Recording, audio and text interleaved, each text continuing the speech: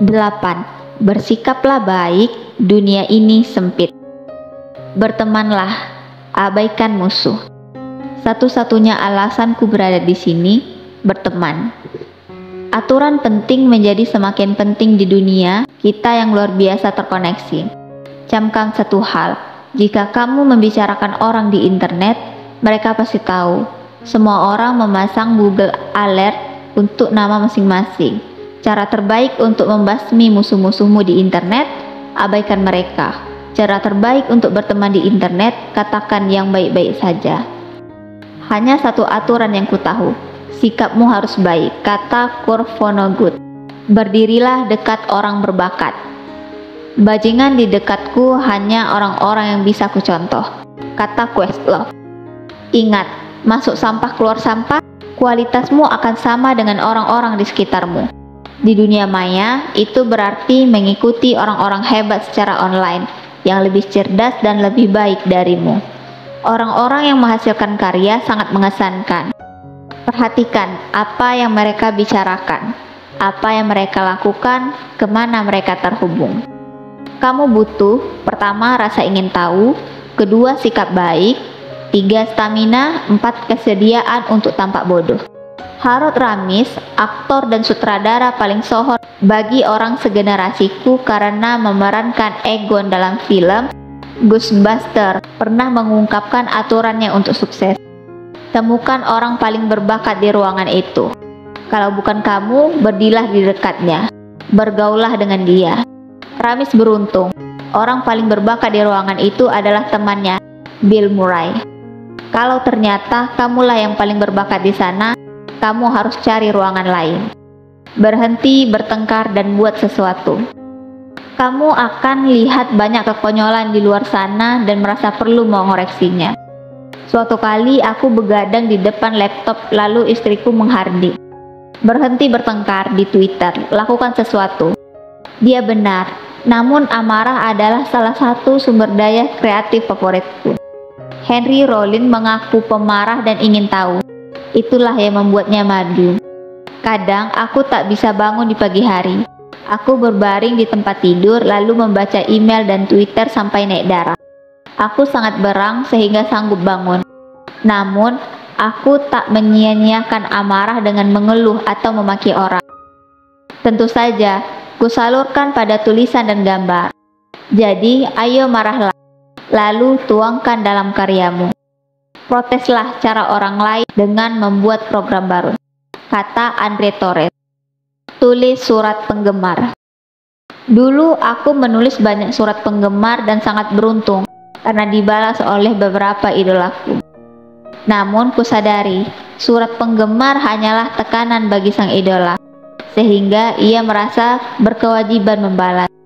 Seringkali jika menulisnya, kita mengharapkan semacam restu atau pengakuan. Seperti kata temanku, Hugh MacLeod, cara terbaik untuk memperoleh persetujuan adalah tidak membutuhkannya. Bila kamu benar-benar menyukai karya seseorang, kamu tidak butuh tanggapan mereka. Bagaimana jika orang yang hendak kamu surati sudah meninggal 100 tahun lalu? Kamu sungguh sial. Oleh karena itu, kusarankan menulis surat penggemar terbuka. Internet sangat tepat untuk hal ini. Tulislah postingan blog mengenai karya seseorang yang kamu kagumi dan tautkan ke situsnya. Buat sesuatu dan dedikasikan untuk idolamu. Jawab pertanyaan yang pernah mereka ajukan. Pecahkan satu masalah untuk mereka. Atau poles karya mereka dan sebarkan di internet. Mungkin idolamu akan melihat karya itu. Mungkin tidak. Mungkin mereka menanggapimu. Mungkin tidak. Yang penting kamu menunjukkan apresiasi tanpa pamrih dan menghasilkan karya dari apresiasi tadi. Pengakuan ibarat rambu parkir. Seni modern sama dengan aku bisa melakukan itu tambah ya, tapi nyatanya tidak, kata Craig Damrauer. Tidak enaknya kerja di bidang kreatif. Kadang ketika orang mulai memahami karyamu, kamu sudah A. bosan bukan main, B. mati. Tak perlu mencari pengakuan dari pihak luar. Begitu karyamu disebarluaskan, kamu tak bisa mengendalikan reaksi orang.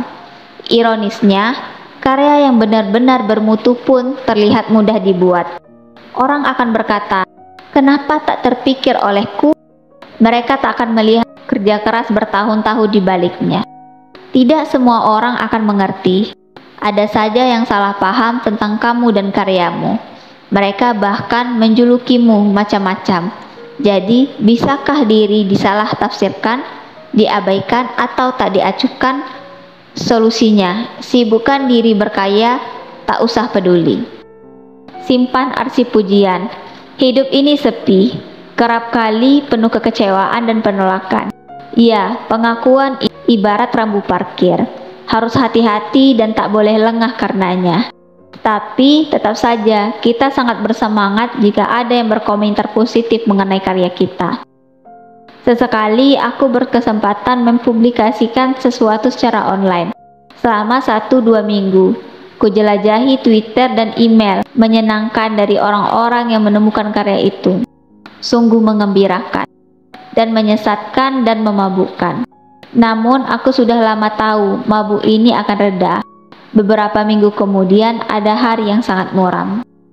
Oleh karena itu, semua email positif kusimpan di folder khusus. Yang berisi makian langsung dihapus.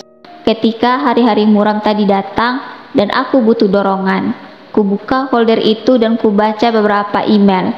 Lalu aku kembali bekerja. Cobalah, simpan kata-kata pujian dari orang lain. Gunakan sesekali. Jangan larut di dalamnya. Tetapi pastikan tulisan itu mudah diakses ketika kamu butuh penyemangat.